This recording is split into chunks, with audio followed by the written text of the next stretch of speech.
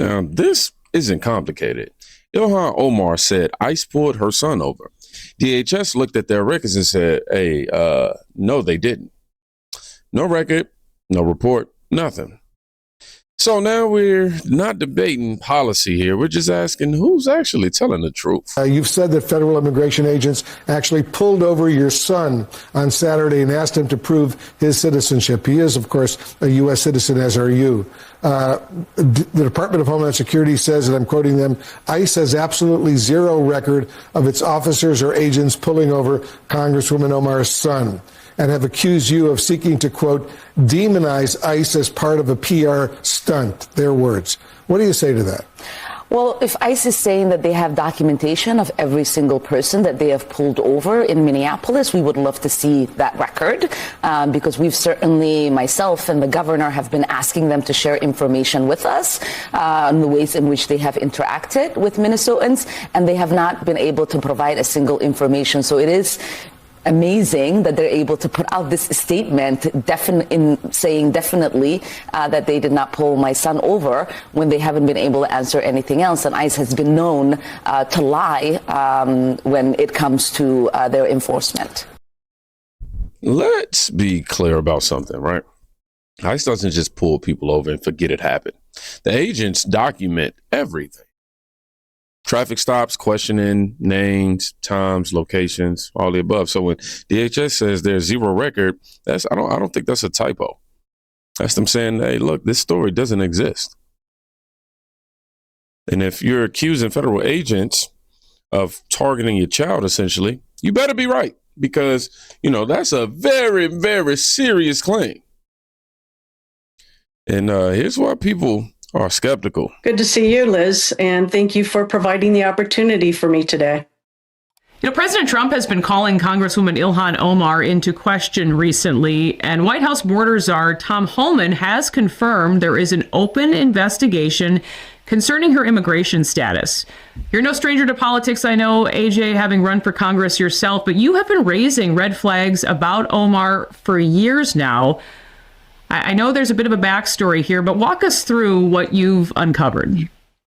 Right. Well, in 2019, I was looking at something about Ilhan Omar on the internet, and it occurred to me to look at her birth year. I don't know why, or birth date. And so I used an age calculator and found out that she was actually 18 in the year 2000 when her father became eligible to apply for citizenship. She claimed that she became a citizen at the age of 17. So when I realized she wasn't actually 17, I created a video explaining derivation of citizenship and how that works. So to me, this was like completely a red flag that I had figured out that she actually wasn't a minor when her father could apply for naturalization. So it kind of... Wow. This isn't about one moment. And a lot of us, we already knew this, right? We already reviewed the big portion of that segment, right? Ilhan Omar has had issues with timelines before. Is the point that I want to make. Her age. Her citizenship stories. Details that always seem to shift just enough to raise questions. So, when another clip pops up and the records don't back it up, people don't say, wow, that's very shocking, right? It's more like, here we go again. That's not hate. If you ask me, that's just pattern recognition. Yeah. Hey, turn the lights down. Somali boys in the building, Minneapolis takeover. ICE watching, Trump talking, but we still here though. The point of me showing you this is to show you the environment that ICE is dealing with. All right. In Minneapolis we flip. ICE can't stop us. Trump can't block us. From Cedar Riverside to Lake Street, we run the process. I don't know what's going on with the music. I'm gonna just talk through this one. All right. But videos openly mocking deportation, claiming cities daring, enforcement to do something. ICE isn't, out there chasing headlines. They're doing a job most people, politicians, are afraid to do. I'm afraid to, boy, after the stories I done heard, I'm like, man, I don't know if I can stomach it. I don't have the emotional maturity for it. I say that. So when Ilhan, paints ISIS reckless or predatory, just stepping in and say, hey, that didn't happen, that actually matters because, ICE doesn't need to lie. They already have the authority. And notice who actually suffers in Minnesota. Madam Chair, I'm Nathaniel M. Olson, a disability advocate for the state of Minnesota. I've heard the commissioners and the Department of Human Services, but the one thing that I'm freaking worried about is this freaking fraud that is happening over our state, where there's 600,000 disability people in the state of Minnesota that could suffer. And sadly, it's quite interesting that we have Governor Walz speaking in front of the state and saying that this fraud is nothing but the side. But my people are done suffering. We're done with this fraud. We're done with the Department of Human Services coming up here and saying, oh, we're going to figure this out. This has been too long. The administration knew that this fraud was coming. I've talked to families, parents, everyone have been reaching out to me and saying, oh, this is what is happening to my child. This is what is happening to my child. We're afraid. We need to put aside these differences and we need to come together and put a stop to this fraud. Our governor is not doing anything to help us, but sit here and decide he wants to blame Donald J., the President of the United States, who has nothing to do with this. There is a time to hold our governor accountable, and I'm not seeing it. This fraud is outrageous. And I'm very scared for my little brother if he goes into ICS home. But right now he's home with my parents, and he's going to stay there because I'm going to keep fighting for these disability people because none of them are right here, and I am their voice. It is time for us to say enough is enough. I'm done. And it makes me sad to see what's happening to our state. This was a great state. It was. But all of this fraud that is coming around here, all these excuses that is happening, needs to stop. Minnesota needs to become a great state again. Thank you, and thank you guys for your guys' hard work. So it's not the politicians. It's not the activists. Those aren't the people who actually are suffering in Minnesota, right? It's the disabled families, the taxpayers, people watching fraud explode while leadership points fingers everywhere else but to them. No accountability. ICE didn't, cause this chaos. ICE didn't run fake stores. ICE didn't lose and steal billions. ICE shows up after the damage is done. If everything is a lie, you just stop and explain. Yes, but he has some very valid questions to ask about what's going on here in Minnesota. And do you think this fraud I don't know who crosses? You are. My name is Nick Shirley. Okay. Do you think this fraud is Republican or Democrat, or just facts that fraud is happening? I think the fact that you're talking about it as a partisan issue. Well, because that's what I heard you talking about. That I know what I said is that what we're talking about is we want to build trust, but fraud is fraud. So why should we be enabling fraud to happen here? No, I don't think anybody is enabling fraud to happen. When are you going to hold Governor Walz accountable for this? Okay, sir. No. This Sir, is not. sir. When are you going to hold Governor Walz? No. She is a representative for the state of Minnesota. Yes or no?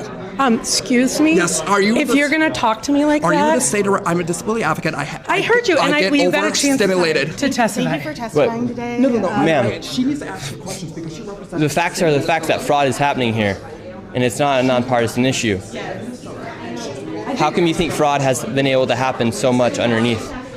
I think if you've been here. listening to our hearings, we've had now 10 hearings on this. And so there's really good data from the people who both work within the administration as well as who both Democrat and Republicans. I think what you heard today is that the Republicans who control this committee are not actually interested in solving fraud. What they're interested in is telling a story. This fraud has happened underneath Democrat leader Tim Walz. There has been Medicaid fraud across the country under Democrats and Republicans. There's fraud within the Trump administration. We have is fraud.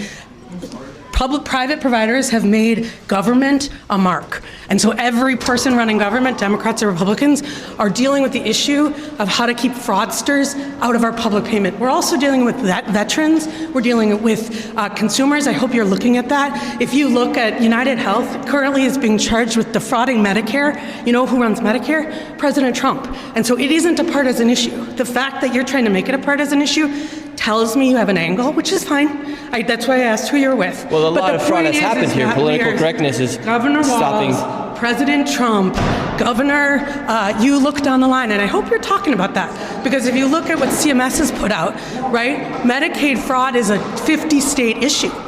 And so, again, it is not a partisan issue. There are Democrats and Republicans who are sitting in that committee talking about it. But what you did here was the Republican chair say she's not turning information over to the one person in government who can stop payment. And I hope you print that. Thank you for coming today. Okay. It's crazy. Well, Is this you saw what really happened the there? state of Minnesota that we live in? And these politicians are just walking off, thinking it's okay Tuesday, and they want to go visit the Trump, they want to blame the Trump administration. We have Democrats blaming ICE. I'm tired. My people are suffering. I'm scared for my little brother.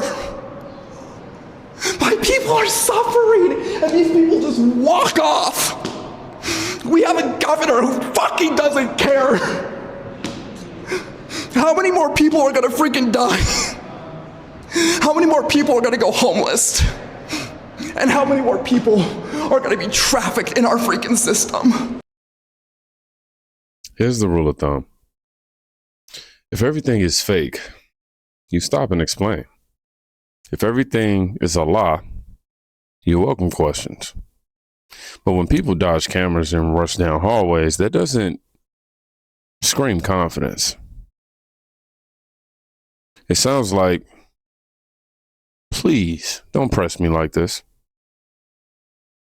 And that's exactly why enforcement is back in the conversation. American-born citizens, 100%. In the end, government either serves the productive, patriotic, hardworking American citizen, or it serves those who break the laws, cheat the system, and seek power and profit at the expense of our nation.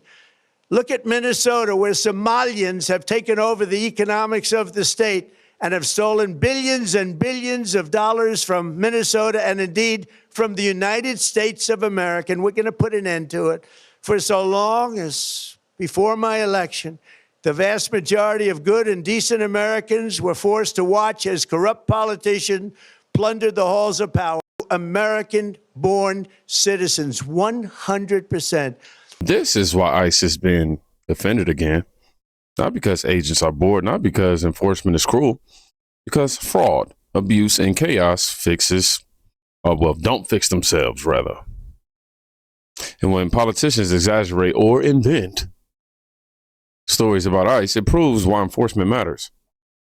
And if you want receipts, man, here they are. We are announcing federal charges against two men, Antonio Bonner and Saul Elisme, for large-scale SNAP benefit trafficking, a scheme that turned a program designed to feed families into a multi-million-dollar criminal enterprise. SNAP benefits are also known as food stamps. The defendants are charged with one count of food stamp fraud. As alleged in the charging documents, these men abused one of the government's most critical safety net programs for their own financial gain. This is taxpayer money meant to keep people from going hungry. These defendants decided to take it for themselves. These defendants exchanged SNAP benefits for cash, which they pocketed. Bonner, a naturalized U.S. citizen from Haiti, owned the Jesuela Variety Store. Elisme, a lawful permanent resident also from Haiti, owned the Saul Mache Mixe store. These two businesses were co-located within a single storefront in Boston. To be certain, these were not supermarkets. They were not full-service groceries. It would be a huge stretch to even call them convenience stores. In fact, the only thing convenient about these stores was how easy it was to commit SNAP benefit fraud. To put this in perspective, the Jesuela Variety Store is less than 150 square feet in size, smaller than some bathrooms. The Saul Mache Mixe store was approximately 500 square feet in space. By contrast, a supermarket can be 20,000 to 60,000 square feet in size, have a dozen or more registers, and employ numerous employees. Both the Jesuela Variety and Saul Mache Mixe stores had one register, no carriages, no hand baskets, and very little food for sale. One legitimate supermarket in the same area as these stores redeems approximately $80,000 in SNAP benefits per month. Over the last 20 months, the Jesuela Variety Store was redeeming between 3 and 6 times that amount monthly, with nowhere near the space, inventory, customers, or infrastructure to support it. The Sao Mache Mixe store redeemed over $120,000 in SNAP benefits in the last 6 months. Simply put, there is no plausible way SNAP eligible food could have been purchased from these stores for this long. Yet, these two stores are alleged to have illicitly trafficked nearly $7 million in SNAP benefits. Here's the reality. ICE didn't make Ilhan Omar say that. DHS didn't force her to double down. She made a claim, DHS checked the facts, and the facts didn't match. All right.